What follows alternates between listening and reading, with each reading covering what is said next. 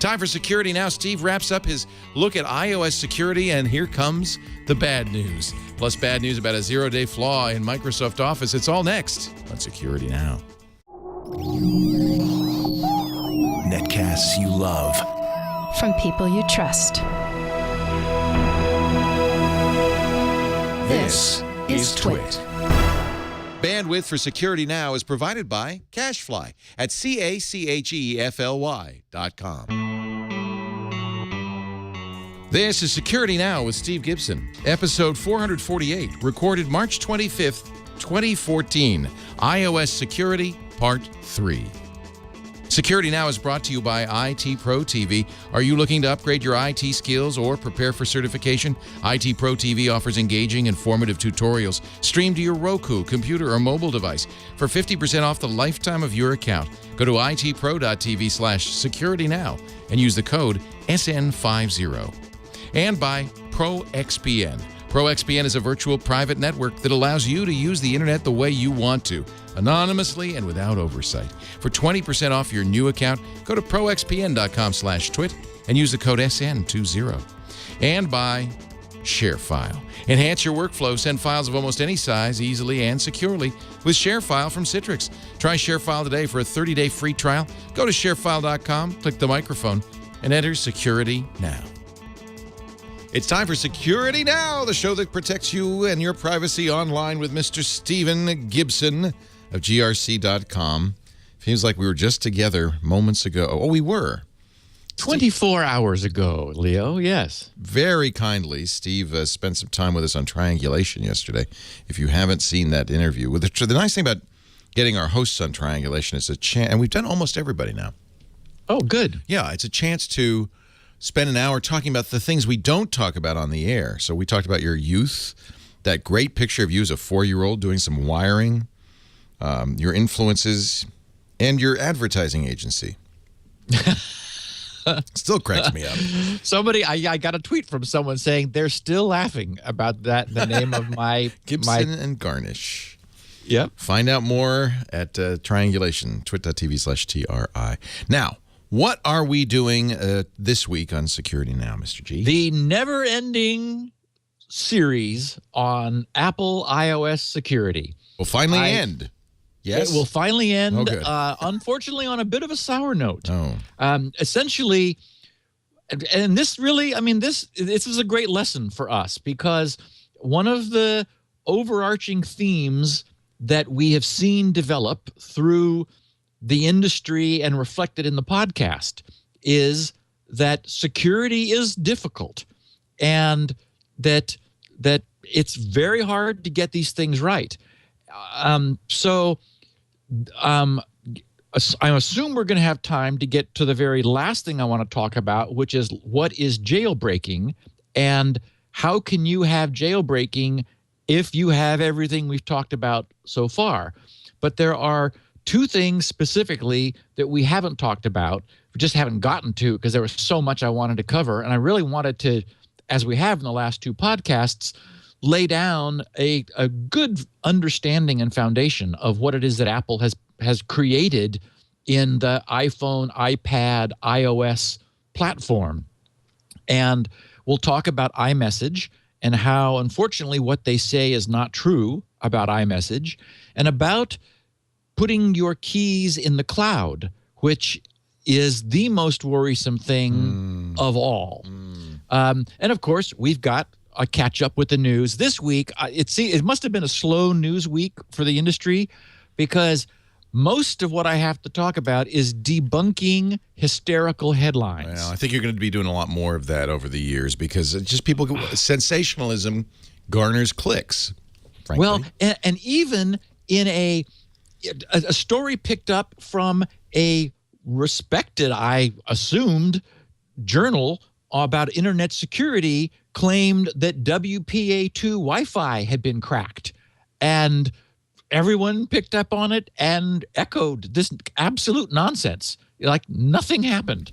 So it's it's a nexus between sensationalism and a lack of technical depth or understanding or context, maybe would be a better word, paranoia, And you mix those up. I'm reminded, remember the Pwn to Own, the guy who does Pwn to Own, which is a great idea, wrote the article about how a virus had jumped the air gap between his computer and another computer. And everybody got all up in arms. And, this is a reliable guy, one thinks. Yeah, he had some credibility that he had built up over time. And, he was absolutely sure that, this virus was jumping, across breeds of computers. And, many people who actually understand where BIOSes come from explained how that's absolutely not possible. Yeah. I mean, it's like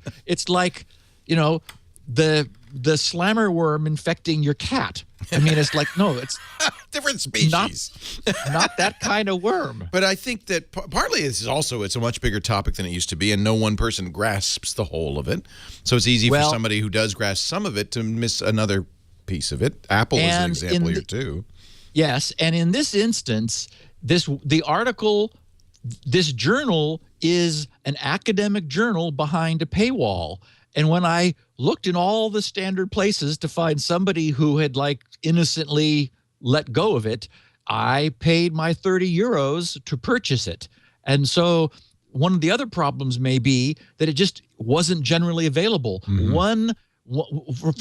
Tracking this down, one news source did this sensationalized treatment, and looking carefully at the wording in everybody else who also said the same thing, it looked like they were all copying from this single source. So that's, another problem we have. On the bright side, there is a process. You have to be patient over time that this stuff can, I think in the long run, the truth outs. And it's called the Security Now podcast. Yeah, people listen to this show and they go, we're okay, here for. Let's get the truth here. We'll find out what's going on. So we're going to talk about the one really important thing is just a couple days ago, actually, I guess it was yesterday, Microsoft released the news that they were aware of a 0-day vulnerability in Word, which does require some immediate action from our listeners. There's a fix-it, click quickie before they do the official patch.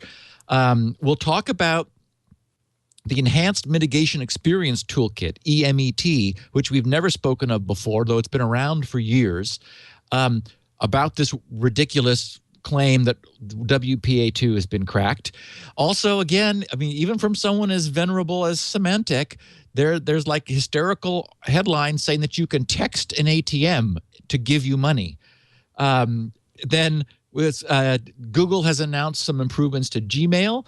I've seen something that is what I consider the very first clear overstep of Snowden's charter, which is worrisome, and new version of Firefox and some other updates and things. Wow. So a great podcast for us. Well, before we get too far, along on this, maybe it'd be a good time for me to break in and mention one of our sponsors. We've got 3 great ones on the show today, and I love these guys. Don and Tim came by the studio a few months ago, and we gave them a little tour, and we talked, and they said, we just want to tell you, we've started this company based on everything that you've done, and I hope you don't take this as wrong, but we've copied you. And when I saw what they did, I said, no, I not only do not take it wrong, this is great. Don and Tim and the team at Pt.3 are expert trainers in, the certifications, the stuff you need if you want a career in IT or you want to learn about, IT topics, things like A+, Net+, Security+. Those are the CompTIA certs, the Microsoft certs, the Cisco certs. They've got a new series going now on the ISC2 stuff. This is all stuff that helps you get a better job, helps you get that piece of paper that gets you their first job in IT, and it just helps you become a better IT professional. For years, they taught it in more traditional means.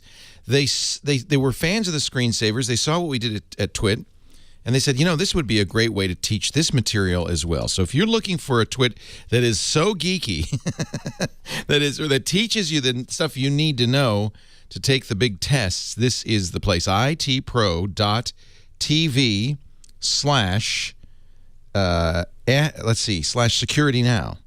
And you can see the live. They do live streaming. They do about 20 new hours a week. Just like us, when they do live, you can also see the chat room. You can ask questions of their trainers. They cover the topics, though. It's a little different than what we're doing. We're generally covering all technology. They're covering the topics, the stuff you will be asked on these tests. And they even break their episodes down by test topics, so you can polish up for a particular part of the test. I just think this is such a great idea. Furthermore, and I really like this, it's flat rate. So you pay once and you can have the complete library to yourself. You can watch on your computer or your tablet, but they also have a Roku channel. So I would suggest having this running on your big screen TV 24/7, and just, over a period of time, you'll learn it all. We've got a special deal for you as well. 50% off your subscription, not just for the first month or first year, but for life. Now, normally, IT Pro TV is $57 a month, $570 a year. That's very affordable, especially when you compare it to the costs of going to a technical school for this, or even just buying those prep materials. But right now, if you sign up and use the code SN50, you get 50% off. That means it's $28.50 a month, $285 for a year, and you're going to get everything you need. You're going to learn. I want you to try it right now. Just visit itpro.tv/security now. You can watch some of the samples, get an idea of what they're doing, and then if you want to subscribe, use the code SN50 to save 50%. Love these guys. Love what they're doing. It's more than an homage. I think they're really filling in a need. itpro.tv/security now. Steve Gibson, Leo Laporte. Let's get the security news before we dive into this iOS security stuff. Yeah, so the most important thing is that what was discovered by Microsoft, and we don't really know too much about the history of this, but they are saying that this is being exploited in the wild.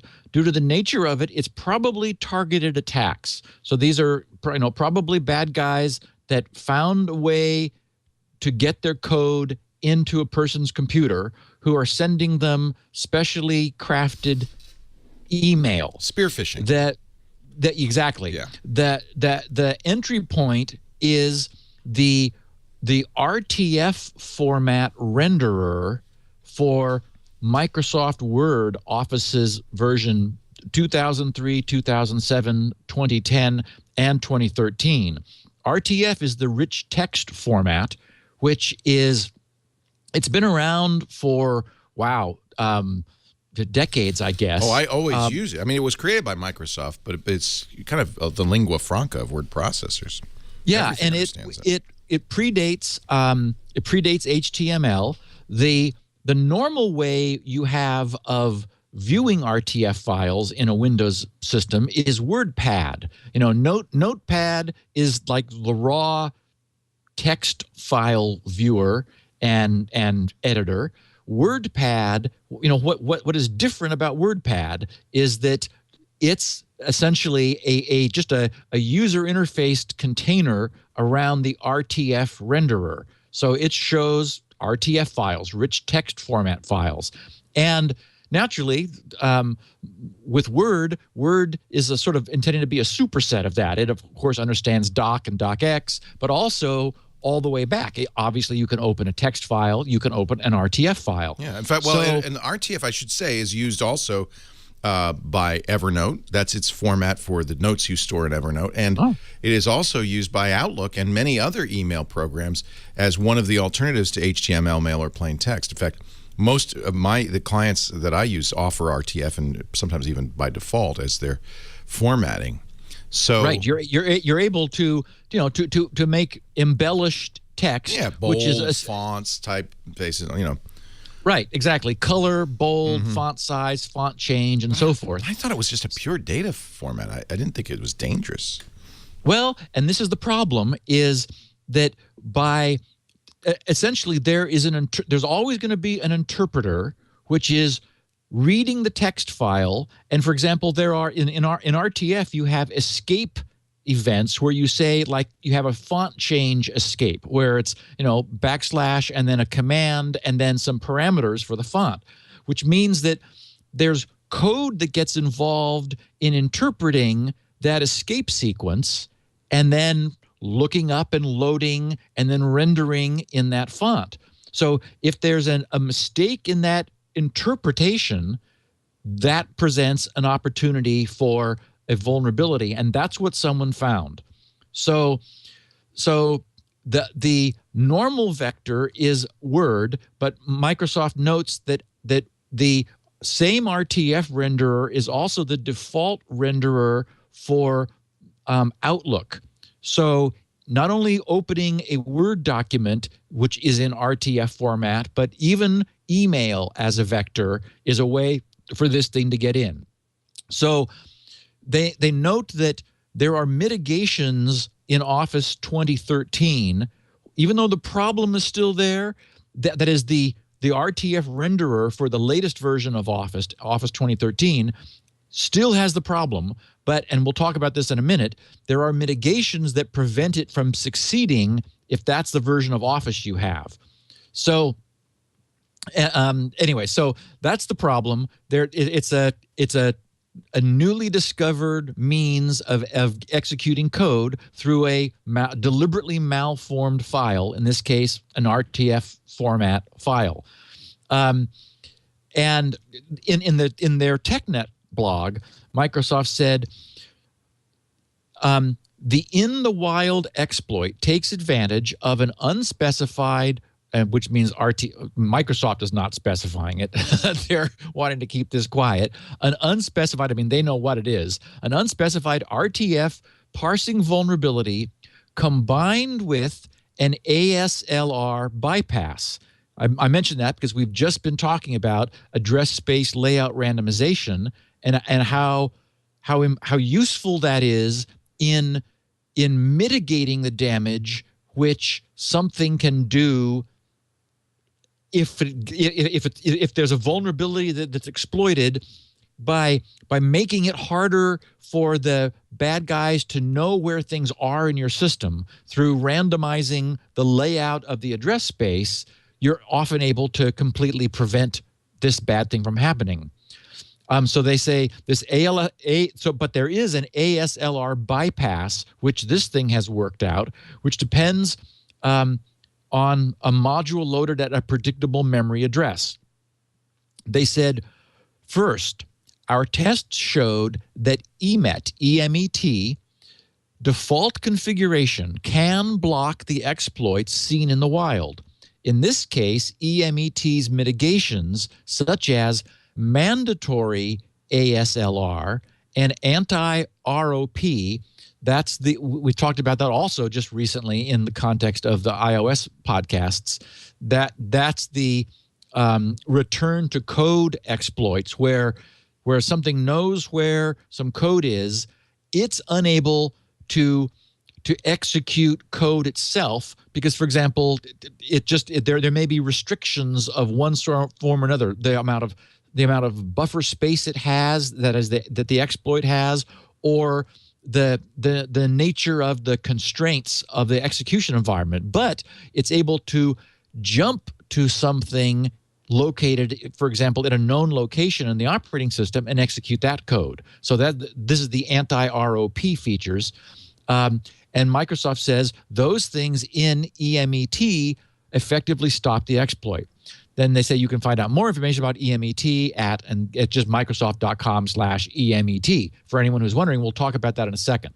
So this is bad enough that some people in the industry have speculated that Microsoft may do an out-of-cycle patch. We're 2 weeks away from this next second Tuesday of the month, which will be famously the last gasp of XP's updates, April 8th.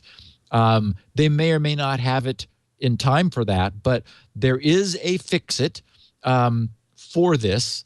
I didn't do a quick link, unfortunately. I just skipped my memory or my mind. I did tweet it this morning, some news of this. So it's definitely worth doing. Anyone who's using Windows and has Office installed should consider this. If anything you're doing might cause you to encounter a document or a file or even email that could be malicious. And we don't know how quickly this is going to scale up. We don't have a sense for how widespread this is, but it's real and definitely worth taking a look at. Now, this Enhanced Mitigation Experience Toolkit is interesting.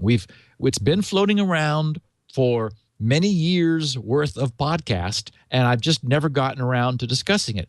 One of the reasons is that it is not easily usable. It's not the kind of thing where, for example, like an AV system where you just pretty much drop it in and you never have to think about it, and it takes responsibility for keeping you safe.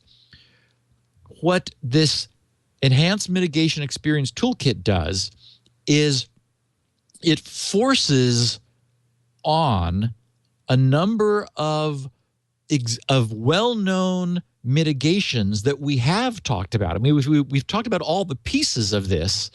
The problem is that because Microsoft got such an early start on building these systems, and whereas, for example, iOS had the advantage of starting much later. You know, Apple was able to say with the iPhone, which is very new compared to the beginning of Windows, which is now decades old, we're going to incorporate these things from the beginning. And this is the problem. It turns out, if you enforce address space layout randomization, which is a powerful mitigation, many things break. So Microsoft is stuck. They would like to turn this on, but they just can't because it breaks too many things. And the reason it breaks them is it wasn't always there. And this is the lesson of all of this is, for example, Apple is able to always enforce address space layout randomization because the concept existed before iOS did, and it was proven and clearly a good thing. So as I mentioned last week, as part of the development environment and the general iOS environment, the Xcode system for creating iOS apps always has that on.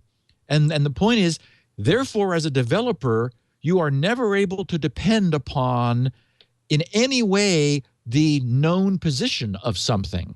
Whereas if you developed an environment which never had it on, you might make some assumptions about that environment, which turning it subsequently on would break.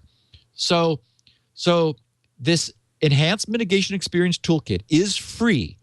It's at 4.1 now with a technical preview of 5 coming.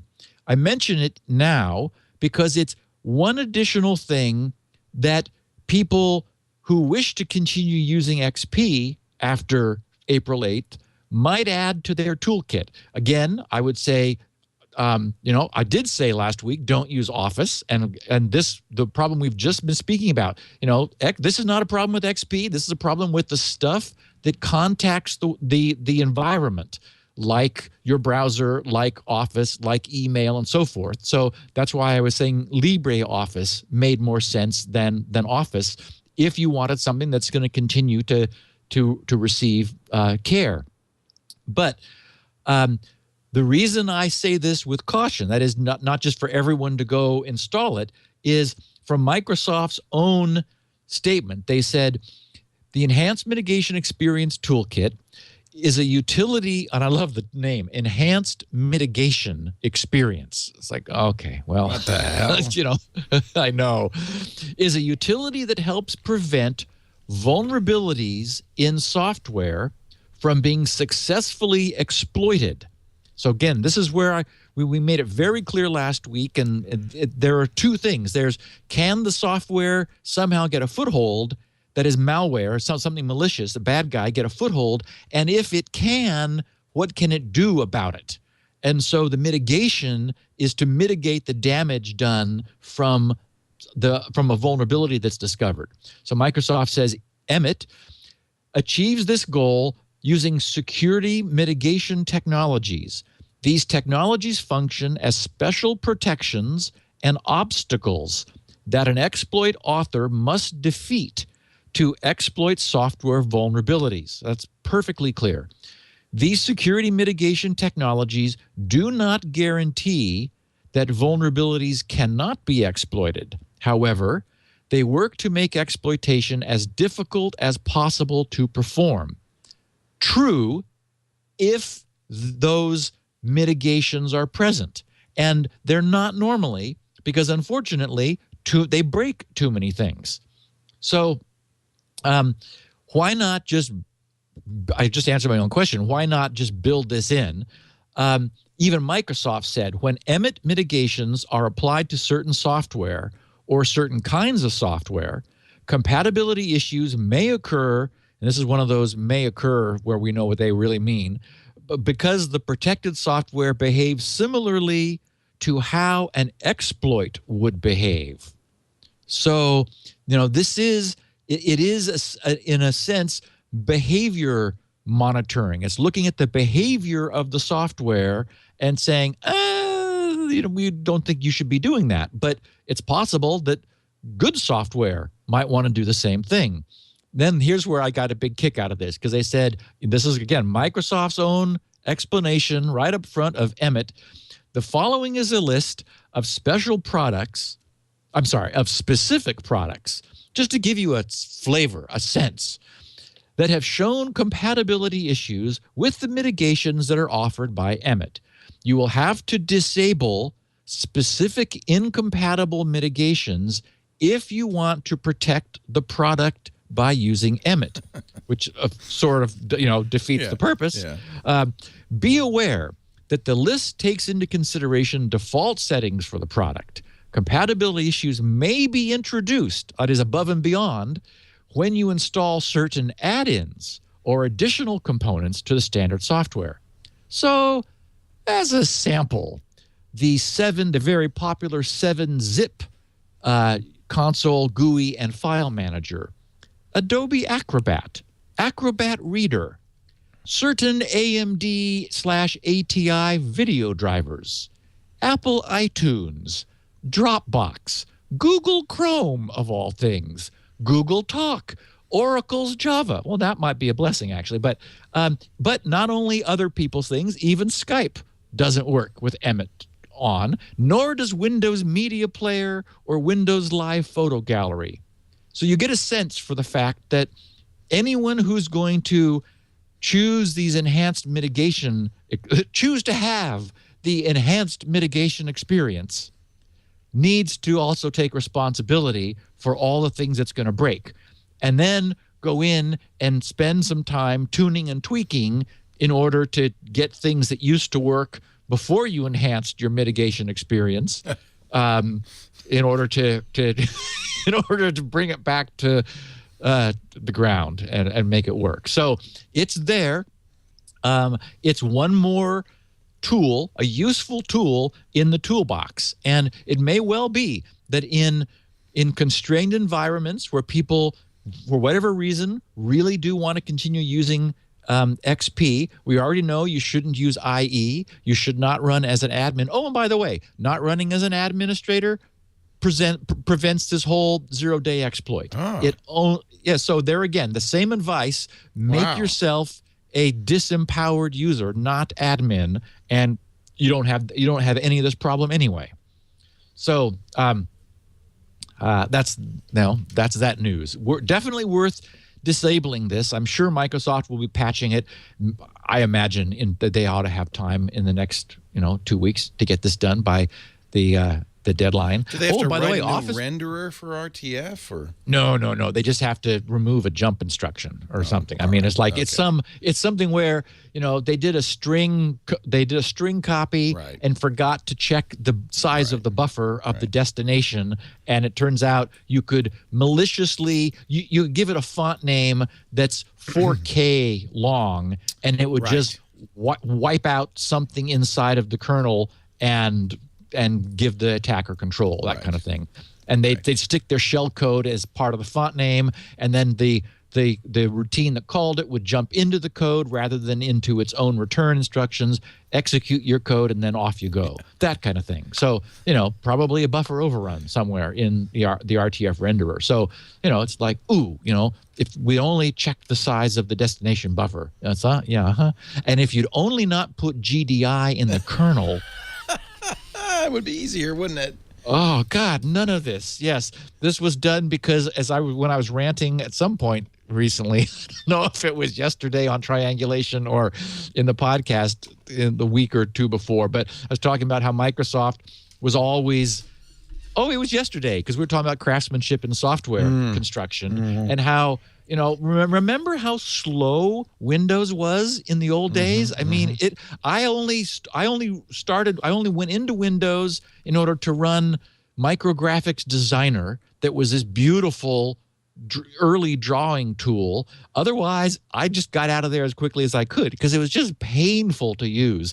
And then thank God we got graphics accelerators, the very first, hardware blitters on display cards so that the blitting didn't have to be in software. And to their credit, Microsoft did everything they could. They were just asking for more than the hardware could do, more than the hardware could give them.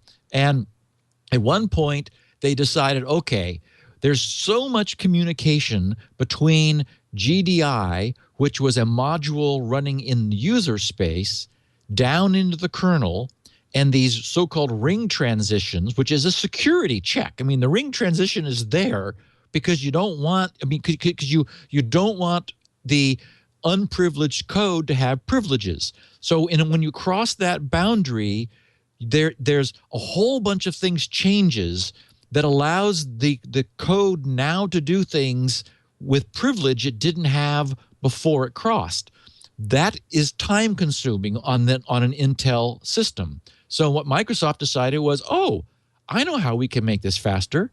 Let's take this whole blob, this GDI, the graphics device interface, and put it in the kernel. Then it'll all be privileged and there'll be no more ring transitions while it talks to the rest of the kernel.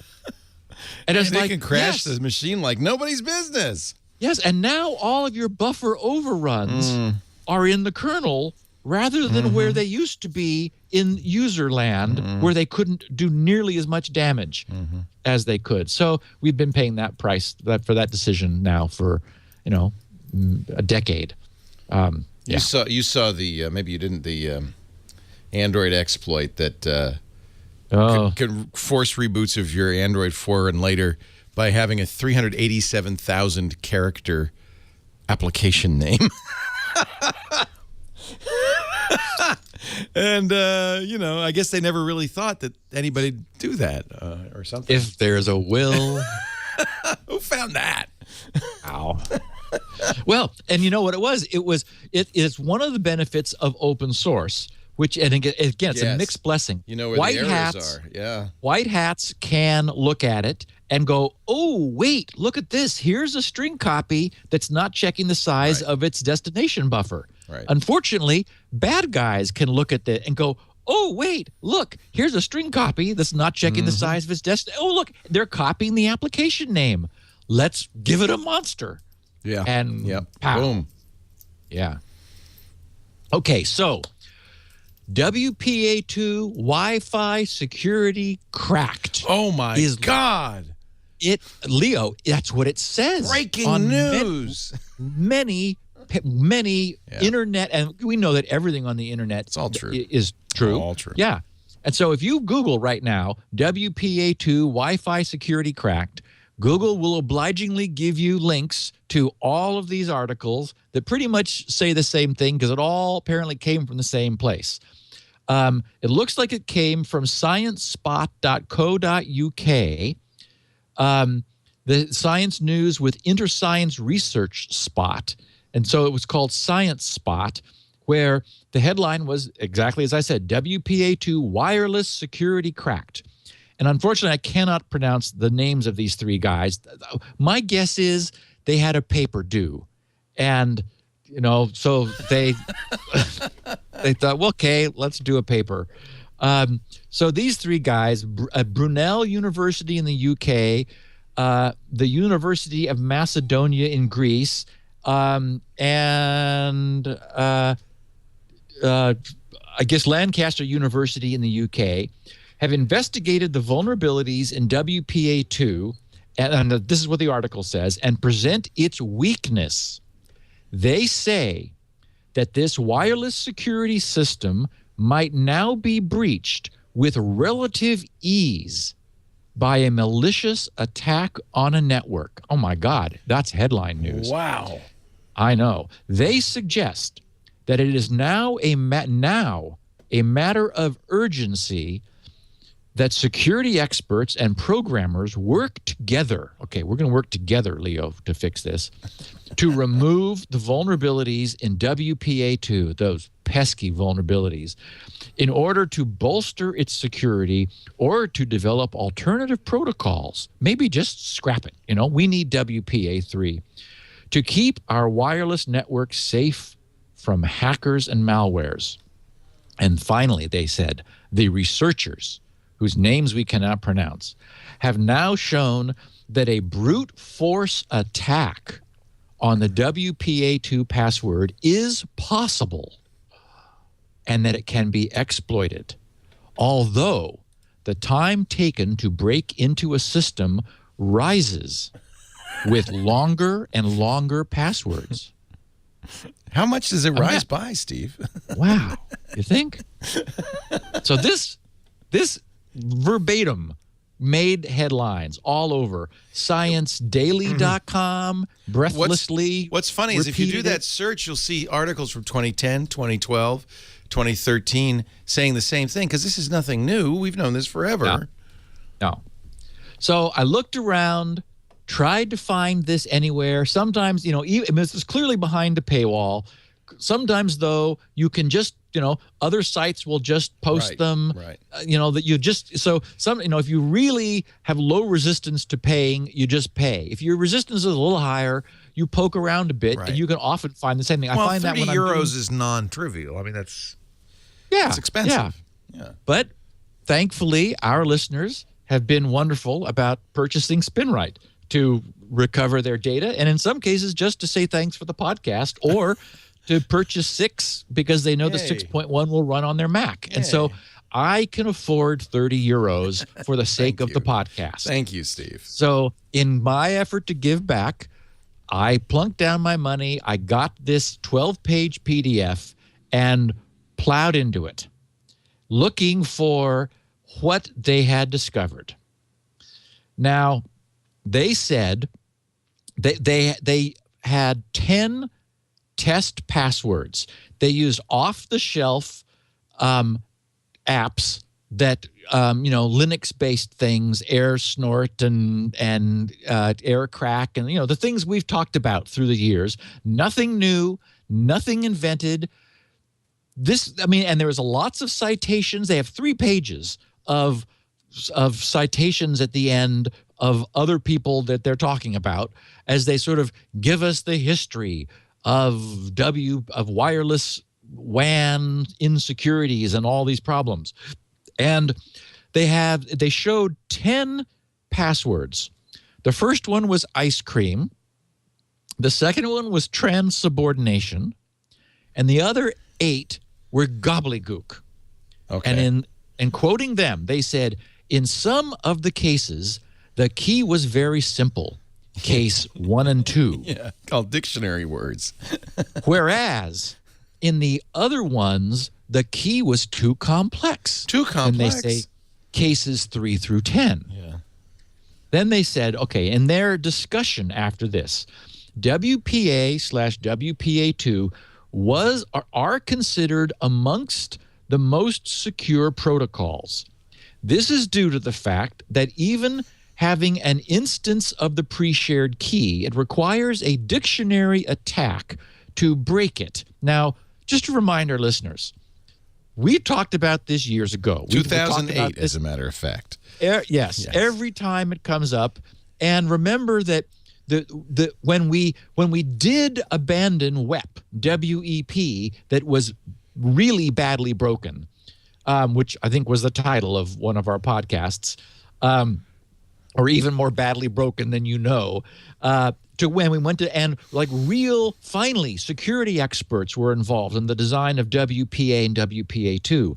What they did was to mix the user's key with the SSID, essentially the router's broadcast identity, and And they used PBKDF2 and 10,000 iterations of a hash function. So specifically because they understood if you captured the over the air, you captured the some of the packets, you could then brute force by guessing possible passwords. You'd have to mix in the SSID. That was the brilliance of doing that, which is why our advice back then was don't leave it set to Netgear or D-Link or Belkin or whatever. Make it your own. Doesn't really matter what you make it, because you don't get any security from that, except that breaks any pre-computation attacks where, like, for example, somebody could actually do all of this 10,000 iterations for a whole bunch of English common passwords against a given router's default SSID, and that would make that the attack faster. But so this attack is huge. In WPA, WPA2, the brute force attack is hugely slowed down, which is why our advice, I think this might have been the genesis of the perfect passwords page, was I said, just get some gibberish. Just use gibberish and you're done. You just don't have a problem. However, these guys allege otherwise. So they said, the more complex the password is, the safer the network security will be. More precisely, words like ice cream, computer, clouds, wireless, MyNet, airhouse, etc., are commonly used, increasing the probability of finding the key in a short period of time. On the other hand, if the key consists of different types of characters, a combination of lowercase, uppercase, special characters, and numbers, the complexity would be increased. Hence, the adversary must have a dictionary consisting of all the different combinations of all the printable ASCII characters of all the possible lengths. Imagine that, Leo. I wonder how big that would be. Groundbreaking. In order to ensure that, and we have here a he with a parens S in front of it, so if we're being sexually neutral, he or she will be able to find the secret key. In order to have a complete dictionary with all the different combinations of all the standard printable characters, the length, number of records of the dictionary will be, and then they have a very impressive looking equation with summations and exponentials and things, which I actually think is wrong, but it's there. This is definitely an undergraduate paper. Oh, well, I don't get how it got published in the International Journal of Internet Security. It's like, what? Yeah. Anyway, so then they run their equation by performing the calculations. Now, this is in their paper, Leo. By performing the calculations, the complete dictionary would consist of 3.9919297033102227 times 10 to the 124 records. Mm-hmm. Thus, I'm quoting, thus, this procedure, parens, that creates and searches the dictionary, close parens, will last several weeks using a simple computer due to the required time, which will be extremely high. Now, I thought, okay, several weeks. We take 3.99 times 10 to the 124th. We'll round that up to 4 just to make things easier. If you take, so that's the size of the dictionary. You take 60 seconds per minute. Oh, I'm sorry. First you wanted, how many can you do in a second? Let's be generous. We'll give them 4. We'll give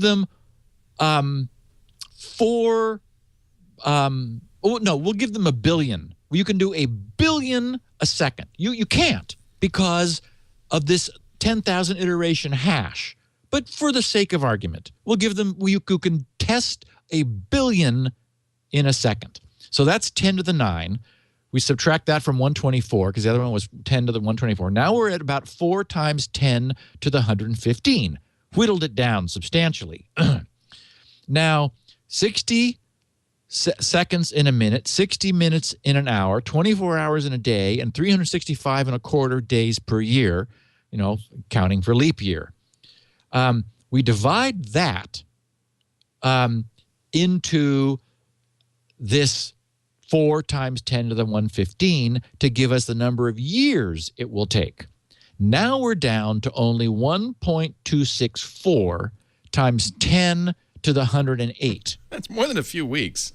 That's that few weeks may qualify as the understatement that we have actually ever encountered on the podcast. This is bizarre because it's so just wrong.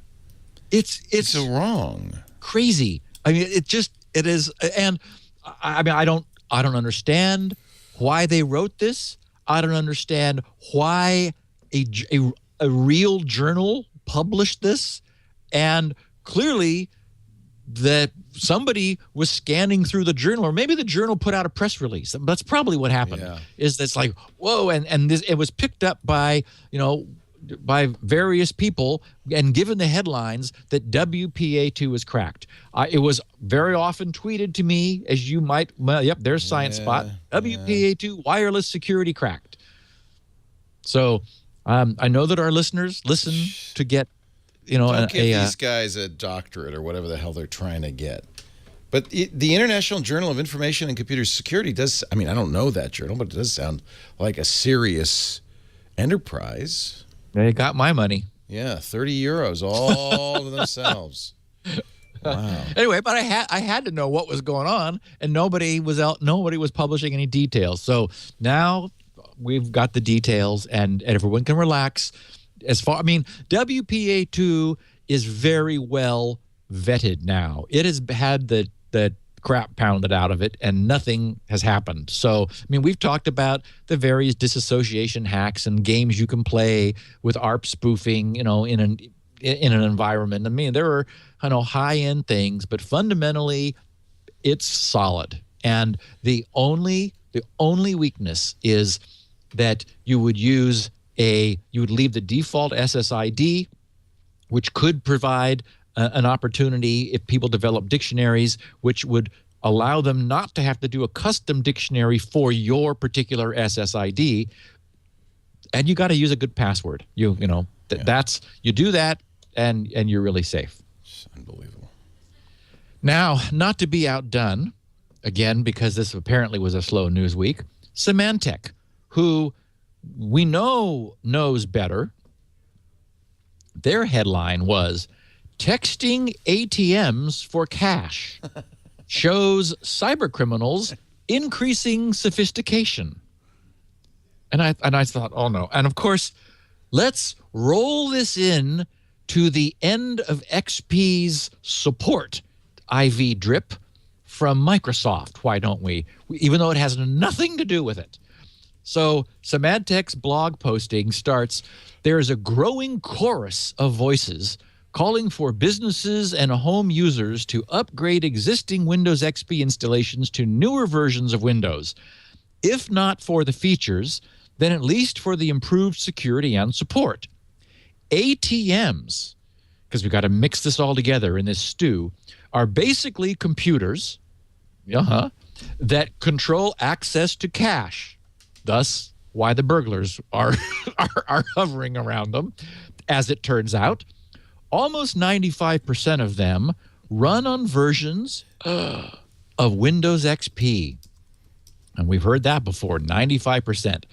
With the looming end of life for Windows XP slated for April 8th, 2014, 13 days away, the banking industry is facing a serious risk of cyber attacks aimed at their ATM fleet. Can you have a fleet that doesn't go anywhere, Leo? Is that I think they need a new collective noun. Not a fleet.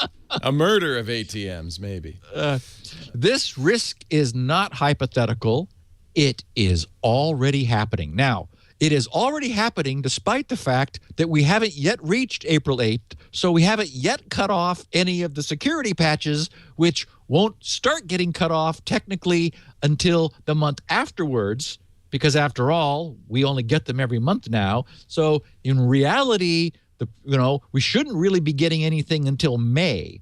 But notwithstanding that, the risk is not hypothetical. It's already happening.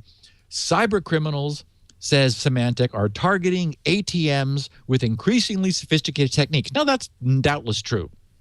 And then they explain, in late 2013, we blogged, very much like this one, about new ATM malware in Mexico, which could let attackers force ATMs to spew. Leo, it doesn't come out. It doesn't come out in the little slot where you have to pick up the 20s. It flies out. You got to get a bag and you stand back, because this is going to come spewing out of the ATM. I can't wait.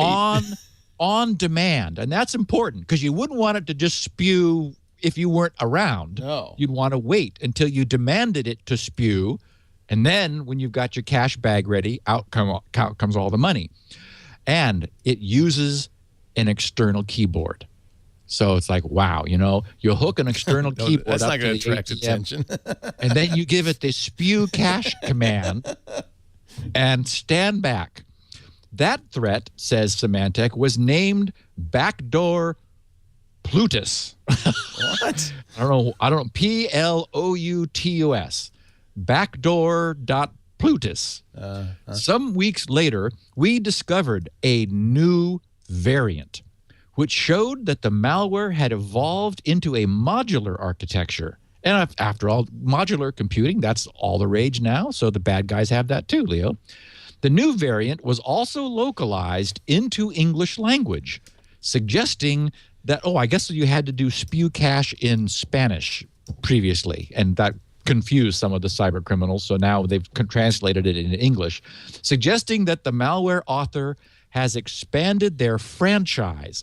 They're franchising. That's nice, because there's a huge demand for these cash spewing, spewers. And you want to be able to just franchise this. Yeah. You really don't have to make the burgers yourself. You just sell the opportunity.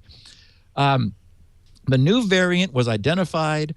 Are you ready? Yeah. Backdoor Plutus B, referred to as Plutus throughout this blog. They're going to simplify it for us. Thank goodness. Thank you. Yeah.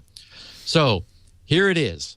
What was interesting about this variant of Plutus was that it allowed cyber criminals to simply send an SMS to the compromised ATM, then walk up and collect the dispensed cash. It may seem incredible. I'm reading this literally from the blog. It may seem incredible, Leo, but this technique is being used in a number of places across the world at this time. So I dug deeper. Yeah.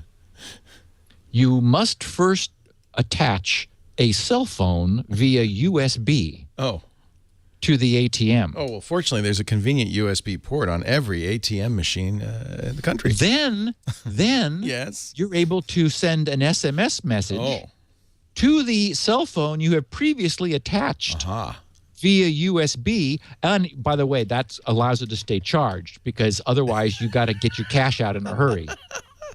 So it has to be a USB with power. Okay, I'll make a note of that. Got to be a powered USB. Okay. Find a cell phone, attach it to your ATM, and then make sure, by the way, it's a burner with no way affiliated with you. Good point, because when they wonder why the ATM has spewed itself to exhaustion, they'll come and find Plutus B in the back door, and I wonder why there's an extra cell phone attached, behind the thing. Oh my Lord! Yeah. So fortunately, I just was over to the Bank of America, and they've put crazy glue in the USB ports on all the ATMs to prevent Plutus. Thank you. Yeah, and if you do see like a cell phone velcroed onto the front just stand at the slot, because it's going to spew. Exactly. Get your bag ready. someone who's not yet there may text it in advance of their arrival, and you can beat them to the spew. Yeah. Now, if you had, I guess, if you could get, behind the scenes at the ATM, or you could kind of break into the case, maybe there. Leo, seems like it's a bad idea. This is such nonsense. It's like, okay, yes, we replaced, the mechanism behind the front of the ATM with, a card sorter, which we modified to spit out money. And when we turned it on, money got spit out. Amazing. Yes, that was our high school summer project. Yeah. So, yeah. Oh, boy. Yeah. So that is actually some good, serious news, believe it or not. And that is that Google last Thursday, March 20th, announced that they were ratcheting up their march towards security to the final notch for Gmail. I think it was back in 2010 that they made Gmail the default. They made HTTPS the default for new Gmail accounts. They weren't going to upset anybody. I mean, and this is another theme we see over and over and over is nobody wants to break what's working, even though what's working is security broken. They don't want to functionally break it. So it's trade-off time.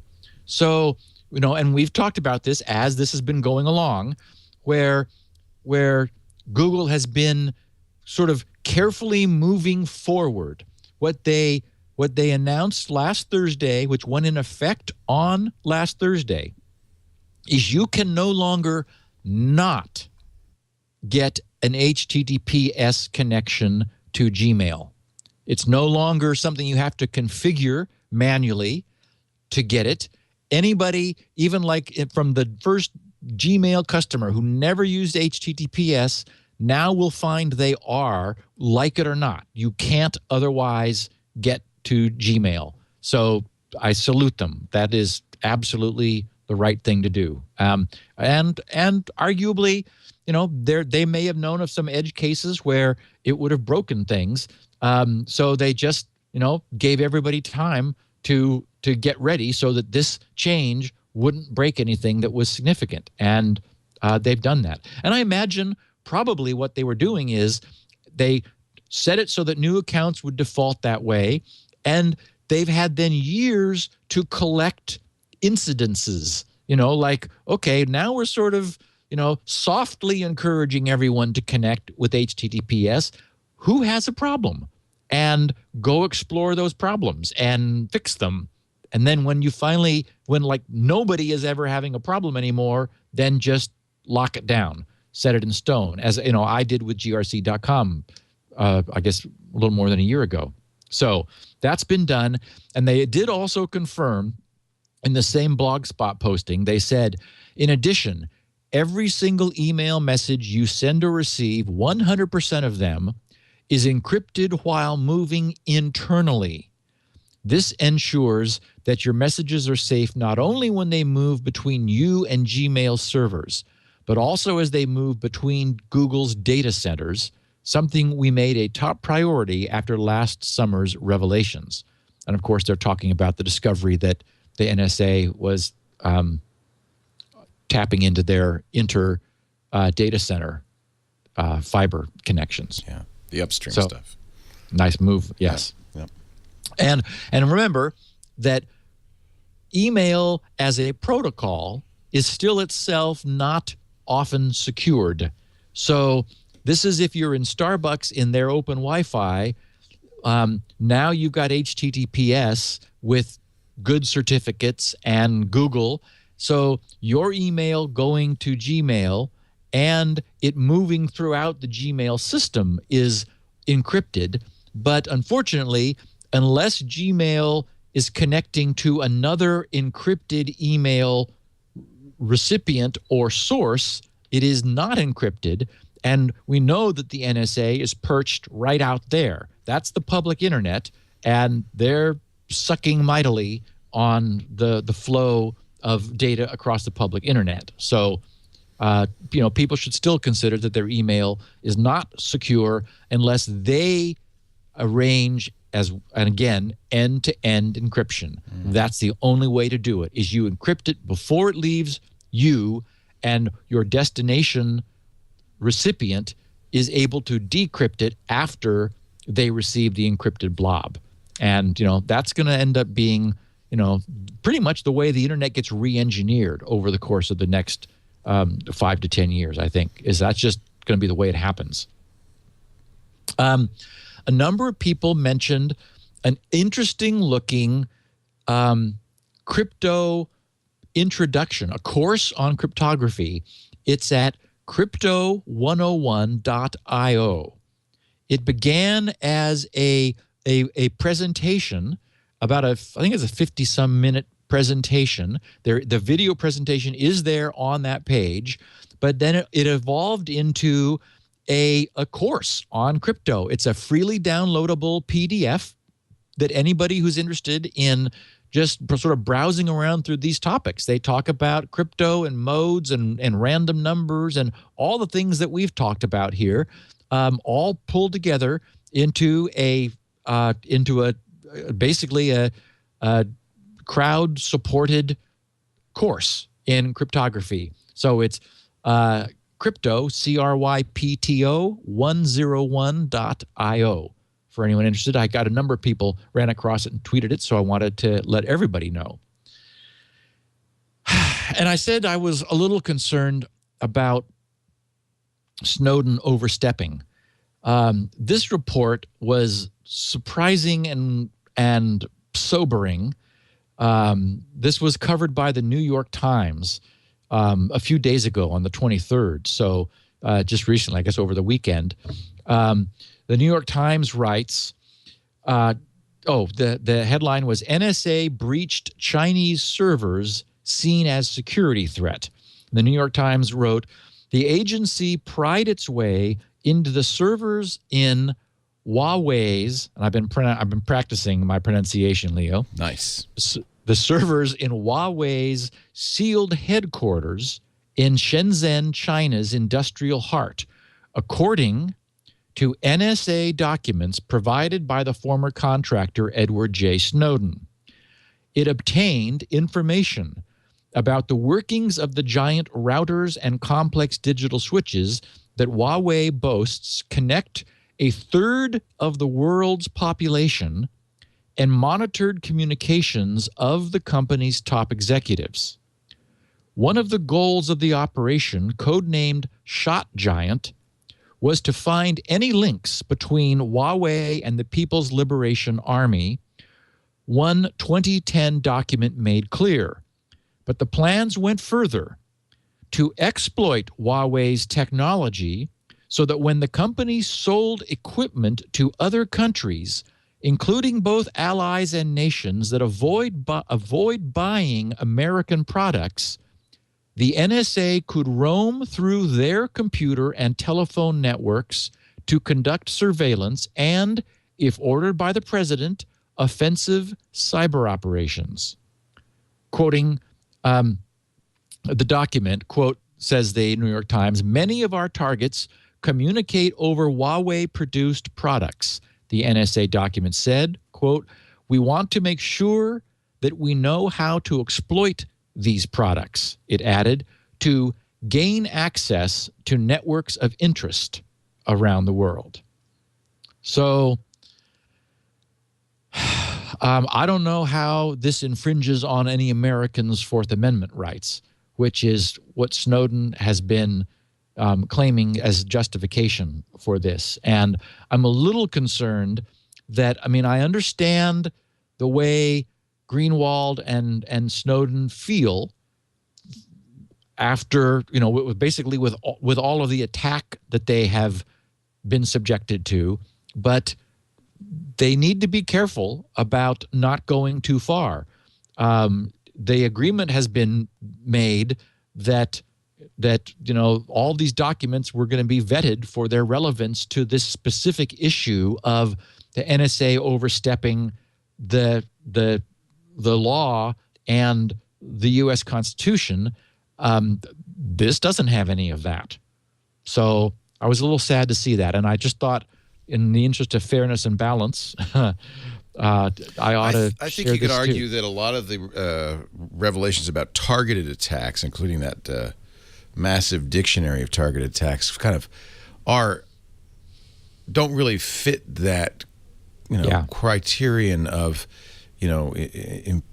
impinges on our Fourth Amendment rights.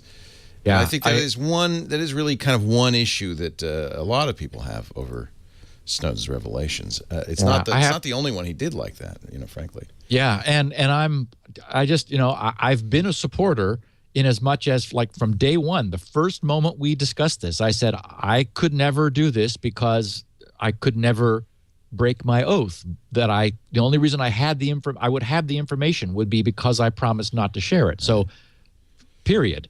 But as I said a couple of weeks ago, I liked that construction when somebody was really complaining about Snowden. I said, look, would any of us want to turn the clock back a year and go back to knowing nothing? If there had been no Edward Snowden, think what we would not know. I argue what we do know is really important. And I mean, huge percentage of the security industry has been radicalized by this. I mean, truly is, in the process of changing the way the internet works. So I just think in net, it's been good. But boy, if you're going to do this, you do need to be careful. And I think things like this really do overstep that. Yeah.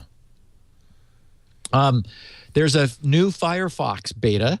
Boy, the beta is for 29. We talked about 28 that just popped up. I got a balloon pop up during the podcast, I think it was last week. 28 came out. Now there's 29 in beta.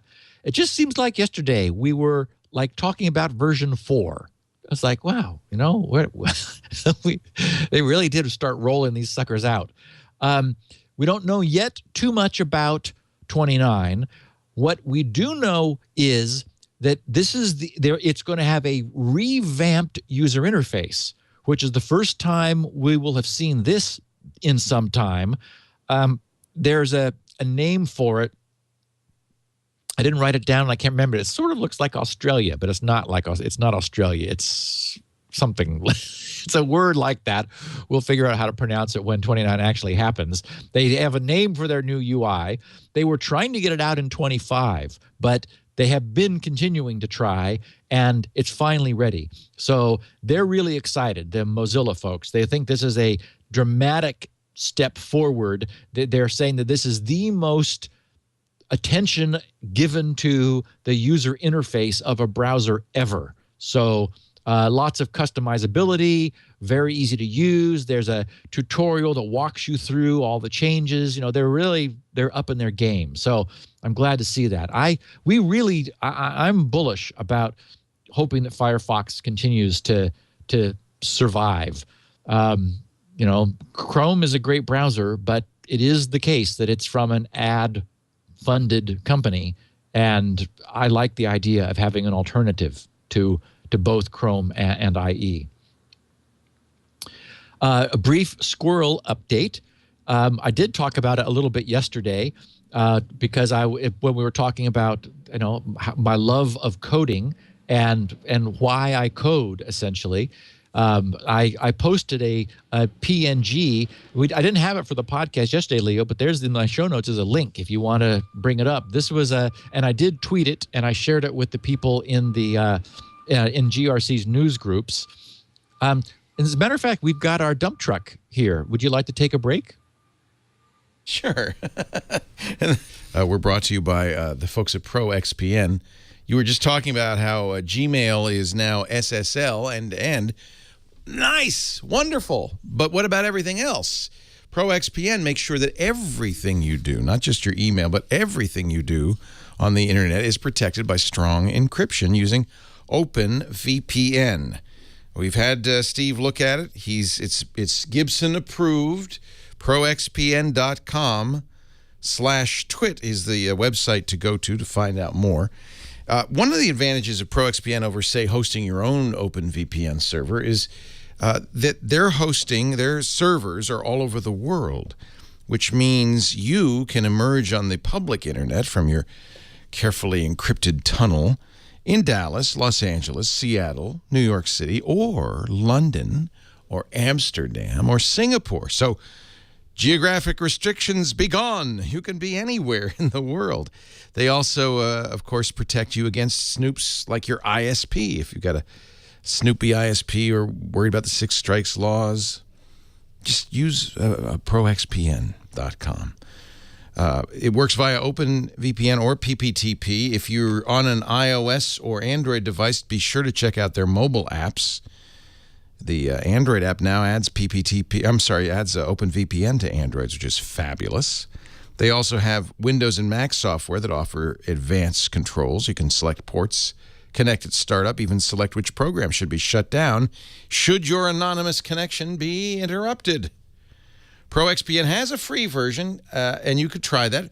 But I've got, why not do the premium version, get the best, highest quality service, because you can cancel anytime in the first 7 days and get a full refund, and you get a special deal as a Twit listener. Go to proxpn.com/twit. Sign up for the premium account. Normally $9.95 a month, $75 for the year. But if you use the offer code SN20, you get 20% off for the lifetime of your account. Less than $5 a month on the yearly plan. And, of course, cancel anytime in the first 7 days for a full refund. proxpn.com/twit. Offer code is SN20. If you're traveling, if you plan to use open Wi-Fi access points, if you're worried about your ISP, if you want to eliminate geographic restrictions, you got to try it. proxpn.com/twit. Are the garbage men gone? Did that work? Still here, but I think they're done backing up. It only seems to make it's really the backup. Beep, beep. It is. It's the please don't run over anybody. So we're gonna prevent that from happening. Anyway, Squirrel, we're at 49 languages. We've actually registered 50. Many of the later ones by popular request. I don't remember now whether someone asked for Korean or it was one of the top 30, because I initially seeded it with the top 30. But Korean is the only one for which no one has yet signed up to do the translation. I imagine it will not be hard to find some English Korean speaking people who would be willing to make the translation, at which point that'll be 50 languages, which is pretty darn cool. That's really neat. And we're at 297 translators, so just shy of 300 people who have volunteered to help translate the strings when that happens. My work has been all about that. I've never needed to do an internationalized software. People have been able to put up with my English-only freeware and even SpinRite, my commercial software, for all these years. But I love the idea of being able to let people use something that I hope they will be using a lot in their native language. So what I was saying was that over the weekend, I had a need to look up an index for a translated string in a dictionary where the indexes would be sorted but not contiguous.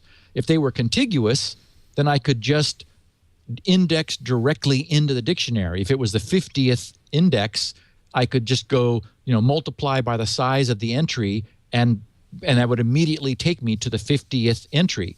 But instead, for my convenience, I want to be able to allocate like numbers for strings in batches with and leave space between them so that I can grow the user interface strings as the product matures. And that requires that I search a table of contents for the proper index, and that required a binary search. And I was excited when we were talking about on triangulation, Leo, that I had just written a binary search. I mean, I've written them many times. This is the best one I've ever written. What I didn't understand is that it's like a dozen lines of code. I mean, it's and that's an assembly language. There it is. It's on the screen there. It's succinct. Yes, it is just, that's what gave me a thrill. It's just like, it works perfectly. I ran a bunch of tests on it to make sure that I didn't miss anything, but that's what my assembly language looks like. And it's the joy I get from coding is looking at a problem and see, everyone keeps telling me, well, that's been solved, Gibson. It's like, why are you wasting your time on that? It's like, yes, but I didn't solve it. And I want to. And as I explained yesterday, it's the journey that I love more than, I love finishing and there's certainly pride of authorship, and I love producing something beautiful, but for me, it matters what's inside. So anyway, this is where I am working now on Squirrel and in fact, it's done. I now have all of the strings outside of the application, and it is instantly finding them and bringing them in. So there's a language file separate from the executable, and the crowdin.net website will produce, out of the efforts of all these translators, will produce all of the translated strings, which the code that I have written will essentially compile into this attachment to the executable and instantly create 50 versions of Squirrel, each in its own specific language. And by the way, as I mentioned before, these translations are all public.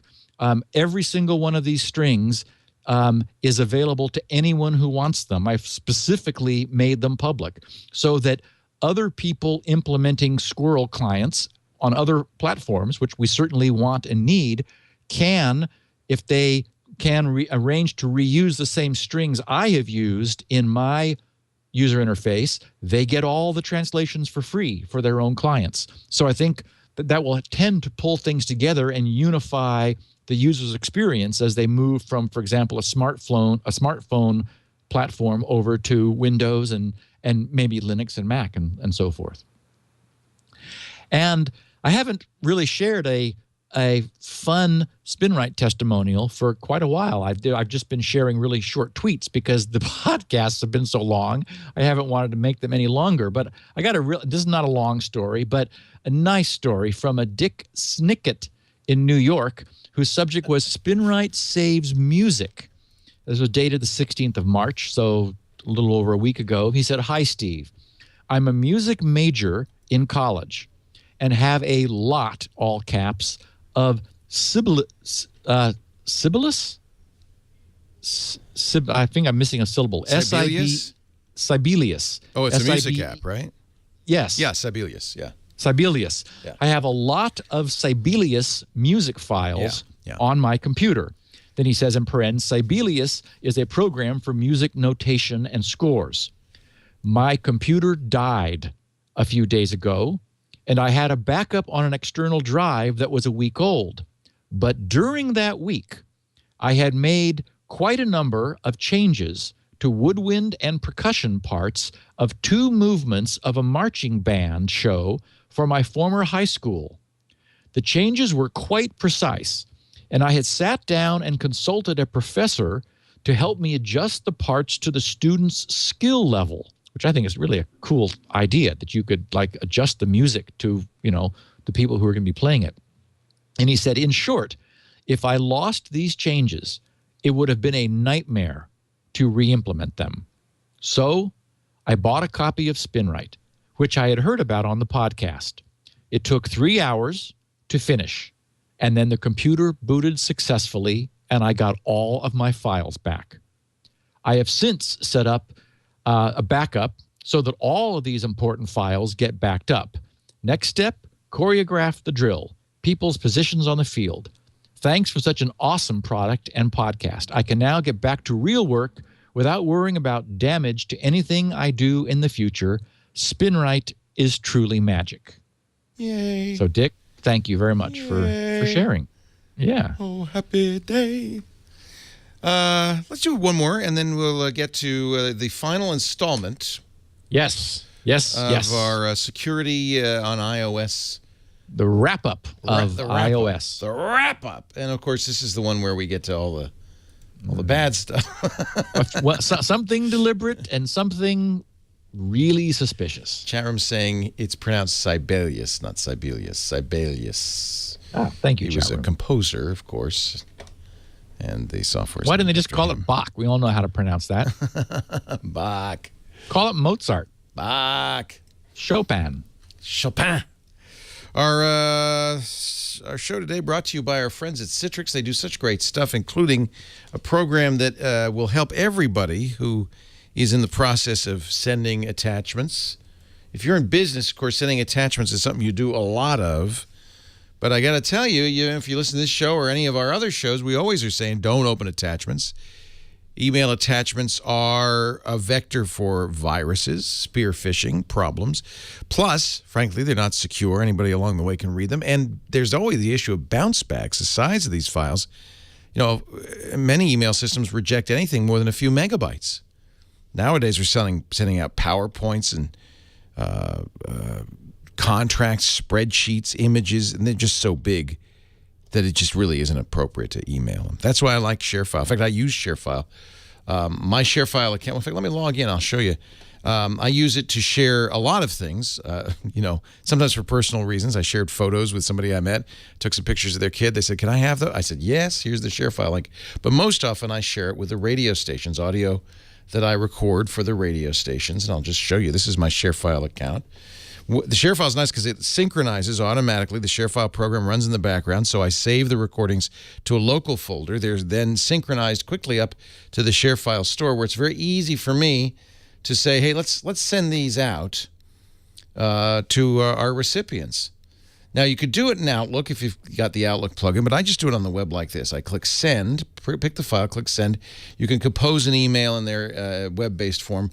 But just for purposes of exposition, I'll show you the link way to do that, which is actually how I usually do it. Notice the settings. Email me when the item's been downloaded. Require recipients to enter name and email before downloading. These are all checkboxes, choices. You could choose when the download access expires, anything from 1 day to 1 year and never. Downloads per user. So I could say you can download this once for 1 day, and that's it.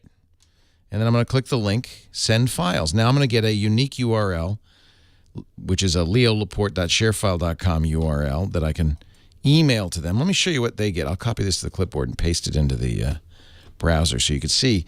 They'll get the email saying, hey, here's the files you requested.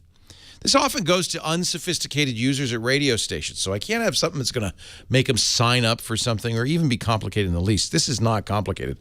Look what they get. A simple page with my logo, your logo in the case of your account, and a big button that says download. It tells them it's a WAV file. They can even preview the file before they download it. This is really simple, straightforward, easy to use. We discovered the other day that ShareFile has another wonderful feature that you can also request a file. Somebody was calling up and said, I'm an attorney and I want my clients, I do injury cases, I want them to send me pictures of the accident. But I don't want them to have an account with some service. And I said, no, very simple. You click the Request a File box on your ShareFile page. You could send an email that gives them a link. In fact, let's make that link right now, and you see what you see. And I'm going to say Request a File. They're going to get an email with this link. And again, this couldn't be easier. They don't have to set up an account. It just says, hey, we wanted some files from you to upload the file. Here's how you do it. You don't have to set up an FTP site, nothing fancy. It's secure HTTPS, of course. You completely control the files. Your branding, so people know what it is. It's HIPAA compliant, SEC compliant. In fact, when you sign up for ShareFile, please tell them what industry you are in. That way they can customize it and make sure it's compliant with the regulations in your field. Here's what I want you to do. Go to sharefile.com. Click the link at the top of the page where it says podcast listeners. Click here. There are other links on the page. It's confusing. Just click the one that says podcast listeners. Click here. That lets them know you heard it on Security Now. In fact, fill in when they ask you for where'd you hear it or promo code. Use the promo code Security Now. There it is. Enter name or offer code. Security Now. Select your industry. Accounting, advertising, energy, engineering, insurance, legal, healthcare, all of these, nonprofits. Choose an industry, press continue, 30 days free, sharefile.com. I'm telling you, There are lots of ways to do this. This is the one I use day in, day out because it works. It's easy. It's ShareFile. Try it free. 30 days. ShareFile.com. Use the offer code SECURITY now. All right, let's talk iOS security. Steve Gibson, part 3. Part 3. So everyone, if anyone is listening to this and missed the last 2 podcasts, you need to go back. I'm not going to drag us all through where we've been. I'll just say that from reading the latest version of Apple's iOS security document, which was lengthy and full of really useful architectural details, I've developed a very, I think, complete and mature understanding of how focused Apple has been on the security of the iOS platform, that without exception, they have shown a respect for, a technically enforced respect with the architecture and the design for the rights of the user. Nowhere are they receiving information that they don't need in order to deliver the services that they're offering. And this little phone that you hold in your hand is so easy to underappreciate because it is a little crypto miracle. I mean, it is from the beginning of its boot all the way through. It's employing absolutely state-of-the-art cryptography in a way that shows evolution. I mean, we need to remember that Apple has been understanding the problems and getting in front of them as quickly as they can. But the first iPhone was a closed platform. There wasn't iTunes with the App Store. Well, there was iTunes for music, but not the App Store. That really happened because people demanded that they have extensibility in this platform. And so Apple created that in a way that, as is necessary, allows them to maintain complete control over the platform. If there was any place, and all of our experience in looking at the nature of security breaches shows us that the perfect analogy is a chain of links, and that the end-to-end chain is only as strong as the weakest one. If you keep pulling it and you pull it and you pull it, and sooner or later the weakest link is going to break. So if at any point Apple had dropped their guard, bad guys would be climbing into this environment. And the fact is, with very few exceptions, that just doesn't happen because Apple has really raised the bar.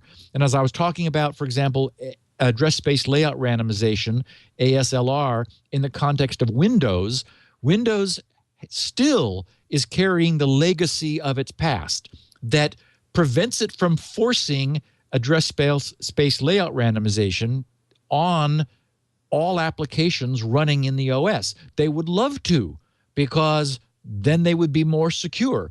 If something got a foothold, there'd be less it could do with it. Apple, having the advantage of coming along later, was able to say, oh, we're going to have that from the beginning. So no developers were ever able to develop with the assumption that things were in fixed locations in memory. No one ever should have, really, but the nature is that people do. So Microsoft got caught by this. Apple has had the advantage of not being. So there are essentially 3 things that I have left to discuss. AirDrop is a feature which has newly been added to the platform. And once again, I am very impressed with the design of this. Essentially, AirDrop is an ad hoc Wi-Fi network which bridges between devices. So it doesn't use a central access point or router somewhere. It is a device to device. So an ad hoc point to point network, which is bootstrapped by Bluetooth. So it's through Bluetooth that the devices find each other and exchange their initial negotiation, agree about who they are and what they want to do, get people to agree at both ends that they want to establish this AirDrop connection, and then that negotiation provides the keying to the Wi-Fi connection, which the devices then both bring up and find each other, establish a Wi-Fi link, and then use that for the bulk data transfer. So, beautifully designed. They to give a little more depth to this, they said iOS devices that support AirDrop use Bluetooth Low Energy, and Apple created peer-to-peer Wi-Fi technology to send files and information to nearby devices. When a user enables AirDrop, a 2048-bit, so a 2048-bit RSA identity is stored on the device. Additionally, an AirDrop identity hash is created based on the email addresses and phone numbers associated with the user's Apple ID. So this they're doing in order to create a fingerprint of the user without revealing the email addresses and phone numbers. Essentially, this is an alias of those things. When a user chooses AirDrop as the method for sharing an item, the device emits an AirDrop signal over Bluetooth Low Energy. Other devices that are awake in close proximity and have AirDrop turned on detect the signal and respond with a shortened version of their owner's identity hash. So this is another clever thing. There's sort of an interlocked step that we go through. So they respond with, anyone who is within your vicinity will essentially send a shortened version of their owner's identity hash to you. By default, says Apple, AirDrop is set to share with contacts only.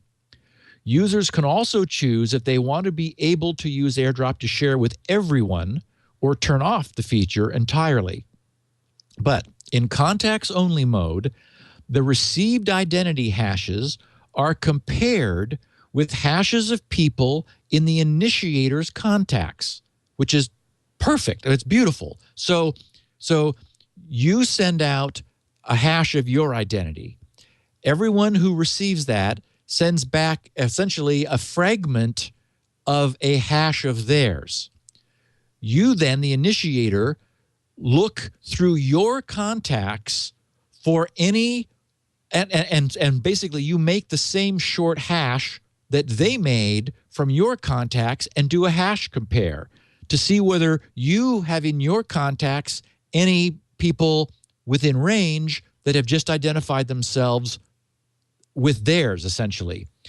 Apple then says, if a match is found, the sending device creates a peer-to-peer Wi-Fi network and advertises an AirDrop connection over the Bonjour protocol. Using this connection, the receiving devices send their full identity hashes to the initiator. If the full hash still matches contacts, the recipient's first name and photo, if present in contacts, are displayed in the AirDrop sharing sheet. So you then see the recognizable identity from your own contacts list of the people whose devices have responded to your query. When using AirDrop, the sending user selects who they wish to share with. The sending device initiates an encrypted TLS connection with the receiving device, which exchanges their iCloud identity certificates. The identity in the certificates is verified against each user's contacts. Then the receiving user is asked to accept the incoming transfer from the identified person or device. If multiple recipients have been selected, this process is repeated for each destination. So, again, beautifully put together. We have We have iCloud essentially serving the role as certificate authority. That is, remember that an SSL connection, TLS, is only as secure as the authentication of the endpoints, because it's inherently subject to man-in-the-middle attacks, but the man-in-the-middle cannot impersonate the endpoint because they have a signed certificate. In this case, Apple's, through iCloud services, links their identities to iCloud certificates to solve the authentication problem. So, this works. They've nailed what again, to the user looks like a simple thing. You say, oh, AirDrop, I want to send this to someone sitting next to me. So you turn it on, they turn theirs on, they show up in your little sheet. You say, send this to them, and they receive it. What went on behind the scenes is what I just described. State of the art, really perfectly designed security protocol. So again, hats off. Now that's the end of all the good news. We've reached the end of the good news. Two problems. They then discuss iMessage. Apple says, Apple iMessage is a messaging service for iOS devices and Mac computers. iMessage supports text and attachments such as photos, contacts, and locations. Messages appear on all of a user's registered devices so that a conversation can be continued from any of the user's devices. iMessage makes extensive use of the Apple Push Notification Service, APNS. Apple does not log messages or attachments, and their contents are protected by end-to-end encryption, so no one but the sender and receiver can access them. Apple cannot decrypt the data, and none of that is true, which is unfortunate. I mean, I understand that to some degree. I guess I don't understand. Other parts of this document are sufficiently detailed technically, like what I just described about AirPlay. That's a beautiful protocol description. Unfortunately, what they've just said here is not true. Going on, they said when a user turns on iMessage, the device generates 2 pairs of keys for use with the service: an RSA 1280-bit key for encryption and an ECDSA 256-bit key. That's elliptic curve digital signature algorithm key for signing. For each key pair, the private keys are saved in the device's keychain, and the public keys are sent to Apple's directory service, IDS, where they are associated with the user's phone number or email address, along with the user's APNS, that's that push notification service address. So then Apple says how iMessage sends and receives messages. Users start a new iMessage conversation by entering an address or name. That is, who you want to send this to. If they enter a phone number or email address, the device contacts the IDS, that's that directory service, to retrieve the public keys and APN addresses, the push notification addresses, for all of the devices associated with the addressee. Okay, so you're sending this over iMessage to somebody who's got an iPad, 2 iPads, and an iPhone. All of those are listed for that person by phone number and email address and associated with them. So Apple sends you their public keys, which is cool. So it says, if the user enters a name, the device first utilizes the user's contacts to gather the phone numbers and email addresses associated with that name, then gets the public keys and APN, the push notification addresses from the directory service. The user's outgoing message, that is the message we're sending out to this person, is individually encrypted using 128-bit keyed AES in counter mode, which is fine, for each of the recipient's devices.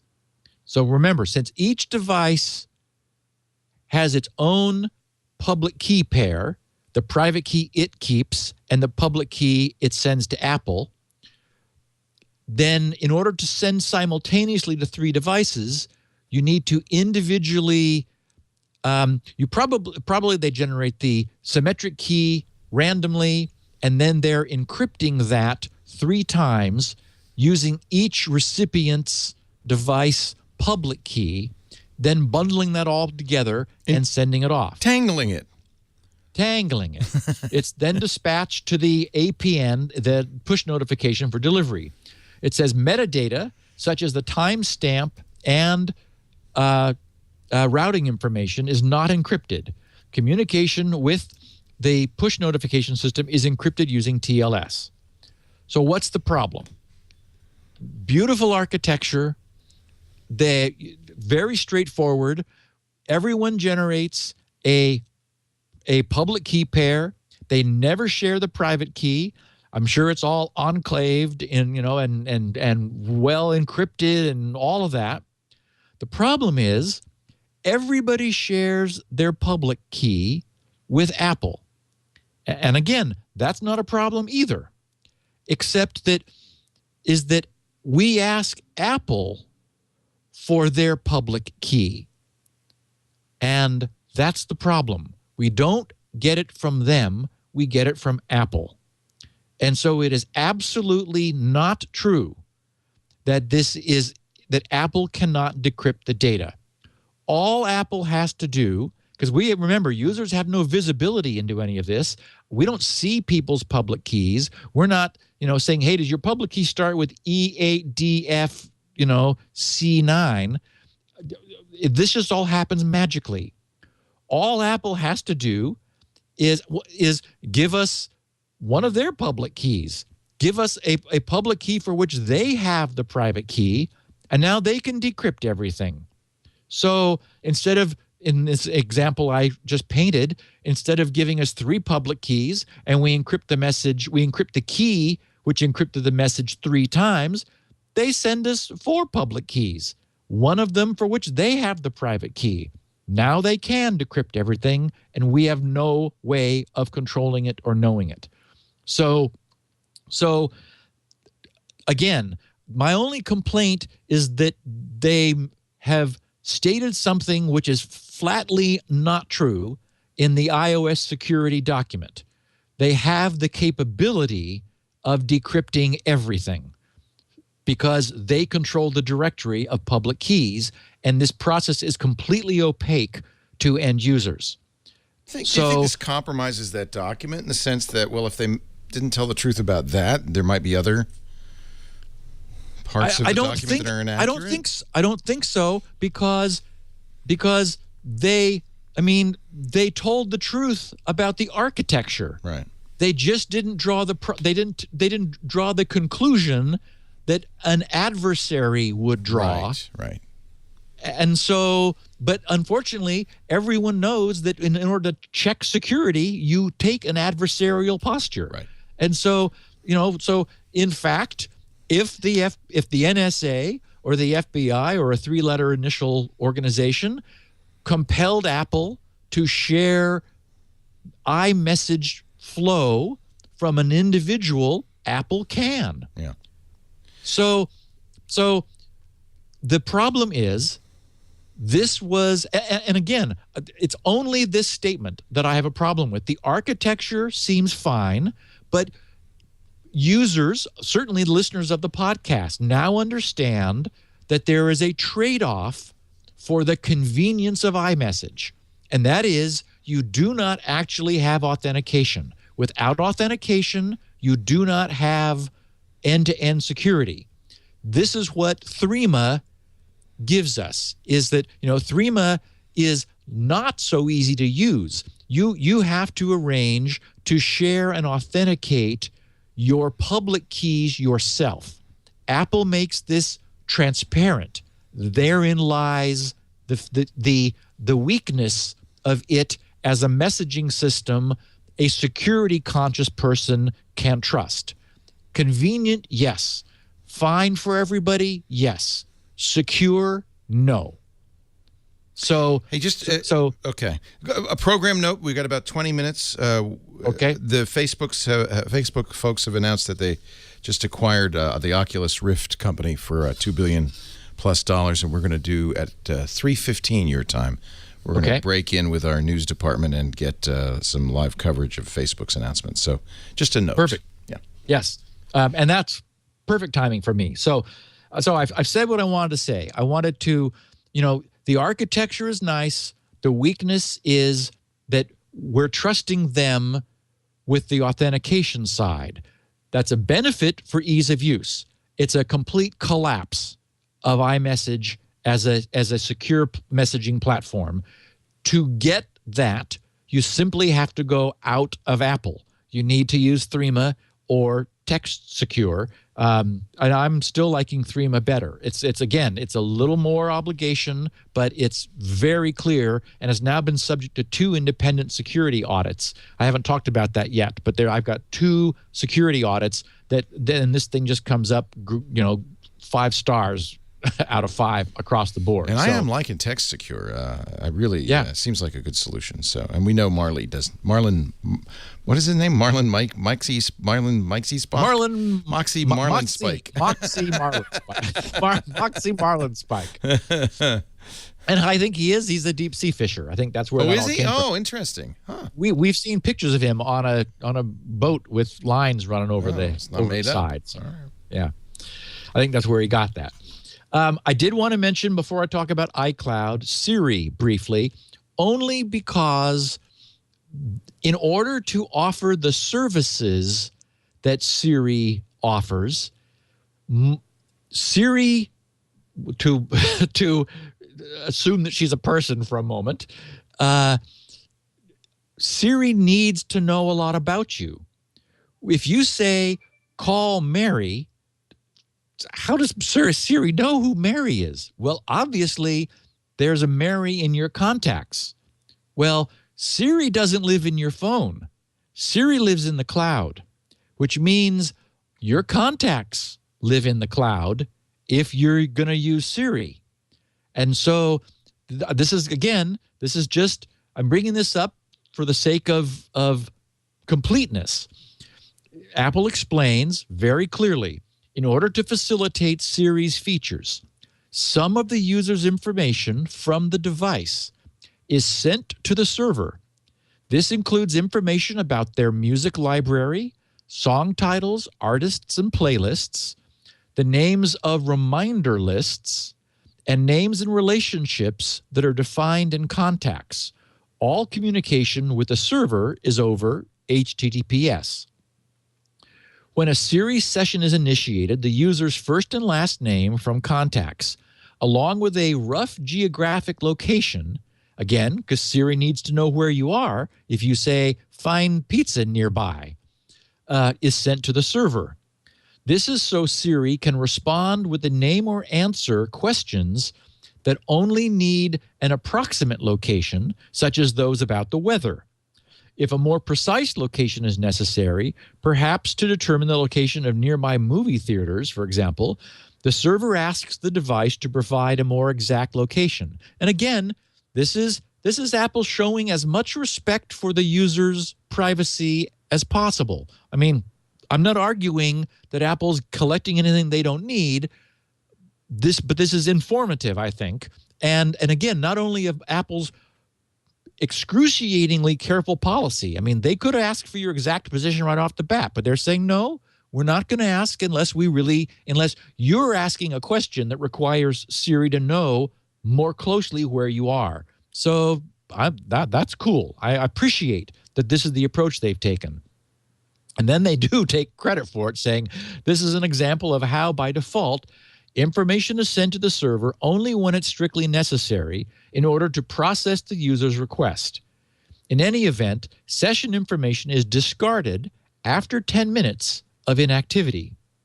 The recording of the user's spoken words is sent to Apple's voice recognition server. If the task involves dictation only, the recognized text is sent back to the device. Otherwise, Siri analyzes the text and, if necessary, combines it with information from the profile associated with the device. For example, if the request is send a message to my mom, the relationships and names that were uploaded from contacts are utilized. The command for the identified action is then sent back to the device and to be carried out. So, you know, I thought it's interesting that when you think about it, it's easy to take it for granted without realizing, wow, send flowers to my mom. That requires a lot of contextual information that Apple obviously has to have, and that's not being done in the phone. It's leaving the phone, but again, Apple is minimizing what they take and discarding it a short time after they've used it. So good to know, but again, evidence that where they can, they really are doing the right thing. Now, lastly, this is enough of a concern that it would, I think, lead people to consider whether they want to change their behavior. Certainly based on what their behavior is. And that is the one aspect of iCloud architecture, which is the keychain syncing. Unfortunately, super handy. I mean, really, if you're an Apple fan person and you've got lots of iOS devices, you've got them all synced into the cloud, and bookmarks. I mean, I'm using this stuff more and more. I'll deliberately bring up a page on an iPad I always have next to me here where I'm working, drop it onto my reading list, knowing that the iPad that lives in the car, when I go out for a meal, will have that link, and I can pick it up and read the research that I was deferring till then. So I love all this stuff, but the keychain is a concern in a pure RSA sort of worry mode. Everywhere that we have encountered, they have been using the right crypto in every instance. And in fact, I reread the paper, the entire thing, after I stumbled my toes over the use of the wrong elliptic curve for protecting the keychain, because it is the only place in Apple's entire architecture they use the wrong elliptic curve. And by wrong, I mean one that came from the NSA, which no security expert now trusts. But in that time that they used it, it was unknown, right? We didn't know that they had compromised these. Is that right or no? No, I'm afraid that didn't we get all the iCloud stuff relatively recently? Yeah, but we've learned about the RSA NIST. Oh, stuff that recently, much more recently. Those curves were trustworthy until then, right? Yes, and okay, so let me back up a little bit. And what's creepy is even the exact way that they're using it. They said, when a user enables iCloud Keychain for the first time, the device establishes a circle of trust, and the members of the circle are all of the user's iOS devices. Establishes a circle of trust which will exist among devices owned by the individual, and creates a syncing identity for itself. A syncing identity consists of a private key and a public key. That's okay. The public key of the syncing identity is put into the circle of trust, and the circle is signed twice. First, by the private key of the syncing identity, then again with an asymmetric elliptical key using P256, derived from the user's iCloud account password. Also stored with the circle are the parameters, random salt and iterations used to create the key that is based on the user's iCloud password. Then they said, the signed syncing circle is placed in the user's iCloud key value storage area. They said, it cannot be read without knowing the user's iCloud password and cannot be modified without having the private key of the syncing identity of its member. So it's interesting, and unfortunately, without real details, it's impossible to know exactly what's going on. But what's odd is, first of all, they used the proper curve 25519, Dan Bernstein's bulletproof, solid elliptic curve, and said so proudly throughout this document in every single other instance. Or they used large RSA bit keys, 2048 or 4096, generally. Here in iCloud, for no explicable reason, they have not used the good curve. They have used the P256 curve, which nobody now trusts. We know that it came from a guy named Jerry Salinas at the NSA. I mean, we've gone back, the crypto community has really looked at this carefully. And it was generated by the NSA using an SHA-1 hash where we've been given the seed of a series of hashes, and downstream of the series is a result on which this elliptic curve is based. And I don't remember now whether it was Bernstein or Schneier or Matt, but all three of them have said no. And one of them suggested that if the NSA knew how to find weaknesses in ECC, and there were enough of them, then they could hide the fact that they had found a weakness by using an SHA-1 hash chain and simply running it forward until it gave them a pseudo-random number that resulted in a weak key. That allows them to say, look, we didn't choose this weak key.